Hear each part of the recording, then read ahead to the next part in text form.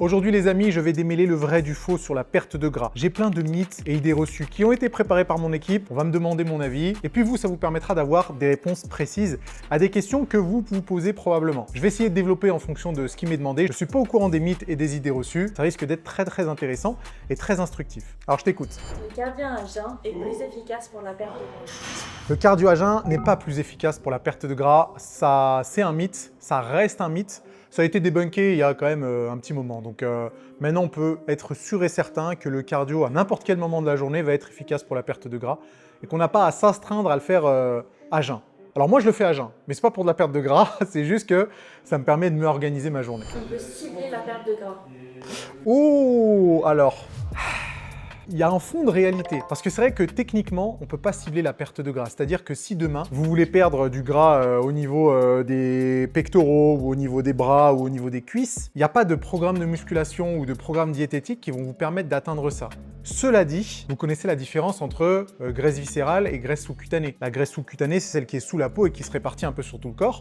La graisse viscérale, c'est celle qui est autour des viscères, donc principalement au niveau du ventre, du tronc. On peut cibler la perte de graisse viscérale et donc par extension, cibler la perte de gras au niveau du ventre. Mais c'est un peu un raccourci en fait de dire ça et j'aurais pas envie que vous fassiez de faux espoirs en espérant cibler la perte de gras. Donc, je vais dire quand même qu'il y a un fond de vérité, mais en réalité, c'est pas très judicieux d'essayer de cibler la perte de gras. Par contre, ce qui est vrai, c'est qu'il y a des programmes de musculation qui peuvent optimiser la perte de gras. C'est ce que j'ai fait avec mon programme Super 7. Il n'y a pas vraiment de cardio à l'intérieur, il y a juste des petits circuits en fin de séance, mais les séances de muscu sont optimisées pour provoquer un maximum de dépenses énergétiques. Donc c'est pour ça en fait que c'est à nuancer. Mais on peut très bien perdre du gras et beaucoup de gras avec des séances de musculation. Pour ça, allez rejoindre mon programme Super 7. Ça a déjà transformé plusieurs milliers de personnes. Ce programme, c'est un peu mon chouchou parce qu'il est très intense et très efficace et il a vraiment révélé des physiques de fou. Donc, commencez vite votre transformation. Vous cliquez sur le lien en description et vous mettez le code YouTube 20 pour profiter de la promo en cours. Le sauna permet de brûler plus de calories. Non, ça c'est faux, c'est un mythe. Pas besoin de développer plus que ça. Par contre, si on va développer, le sauna c'est super bon pour la santé. Le sauna c'est super bon pour la santé. Malheureusement, j'ai toujours pas trouvé, habitant à Lyon, d'endroit où je pouvais faire du sauna régulièrement, que ce soit pas trop cher, etc. Et c'est bien pour évacuer les toxines.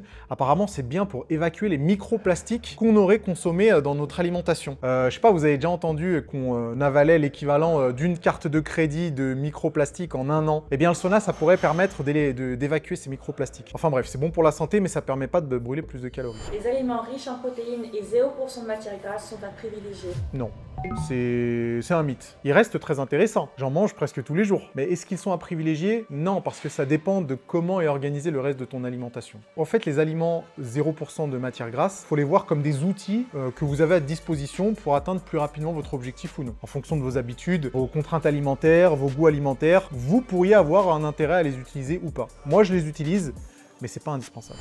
Le jeûne intermittent est plus efficace pour la perte de gras.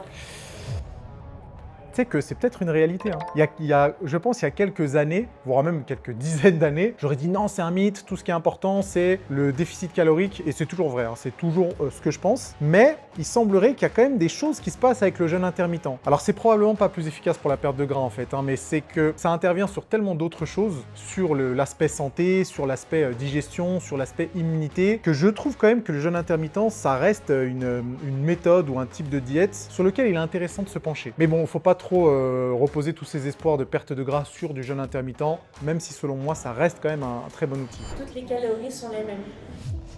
Toutes les calories sont les mêmes. Non, toutes les calories ne sont pas les mêmes. Voilà, c'est tout. Non, c'est un mythe, parce qu'une calorie est constituée de... Enfin, les calories sont constituées de macronutriments, de micronutriments, d'une certaine matrice d'aliments, donc non.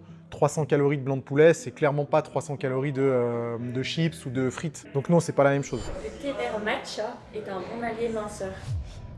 Alors, je crois que c'est pas un mythe. Je crois... Tu t'attendais pas à celle-là, hein. Je crois que c'est pas un mythe. Alors en fait, il y a un truc dans le thé vert. Et si je dis pas de bêtises, c'est les catécholamines qu'on retrouve dans les thés verts. Et le matcha, c'est un thé vert qui est considéré comme puissant, entre guillemets. Je sais pas quel mot utiliser, donc j'utiliserai puissant. Et il semblerait que les catécholamines soient très intéressantes pour la réduction de la graisse viscérale, en l'occurrence. Donc, ça peut en faire un allié pour la perte de gras. Et d'ailleurs, c'est pour ça que beaucoup de brûle-gras, à une époque, avaient beaucoup d'extraits de thé vert. Alors attention, je recommande pas les brûle-gras, hein. Je trouve toujours que c'est du bullshit et qu'il vaut mieux se concentrer sur du déficit calorique. Mais ça ça reste quand même, je pense que ça peut quand même être un allié. De la même façon que, je sais pas, je vais dire une connerie, mais non, c'est pas une connerie d'ailleurs, mais bien s'hydrater, c'est un allié pour la perte de gras. Et pourtant, il n'y a pas de calories à l'intérieur. Ça va pas te permettre d'être plus facilement en déficit calorique. Mais c'est prouvé que c'est un allié pour la perte de gras. Donc, il y a quelque chose à explorer sur le thé vert matcha. T'as trouvé ce mythe sur internet, c'est pour ça? Non, juste croyance.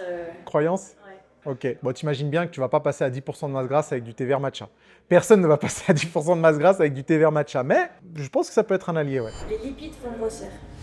Bah, c'est une réalité, en fait, tous les macronutriments peuvent faire grossir, les glucides, les lipides, même les protéines. Donc, c'est une réalité, ouais, c'est pas un mythe. Le cardio est plus efficace que la musculation pour la perte de gras. Oui, c'est pas un mythe, c'est complètement une réalité. Peut-être que derrière votre écran, vous allez vous arracher les cheveux en disant « Mais qu'est-ce qu'il dit, Nassim? T'as toujours conseillé la musculation ?» Alors oui, certes, je conseille toujours la musculation, le renforcement musculaire, parce que c'est bon pour la santé, parce que prendre du muscle, ça va être intéressant pour de la perte de gras. Mais si on prend la dépense calorique seule, les exercices cardio, mais ils mettent un boulevard à la musculation, clair et net. Donc oui, c'est une réalité, par contre, c'est à nuancer. Seul un déficit calorique provoque une perte de gras. Réalité. Il n'y a rien d'autre sur cette planète qui provoque une perte de gras. Sauf peut-être spécificité hormonale, donc j'imagine certaines maladies ou pathologies, mais en règle générale, il n'y a que le déficit calorique qui provoque une perte de gras. Si t'es pas en déficit calorique, tu perds pas de gras. Qu'en pensez-vous les amis? Est-ce qu'il y avait certains de ces points où vous n'êtes pas du tout d'accord avec moi? Je serais très heureux de compléter mes propos dans les commentaires ou de répondre à vos questions pour voir si jamais on est sur la même longueur d'onde. J'espère que ça vous a plu.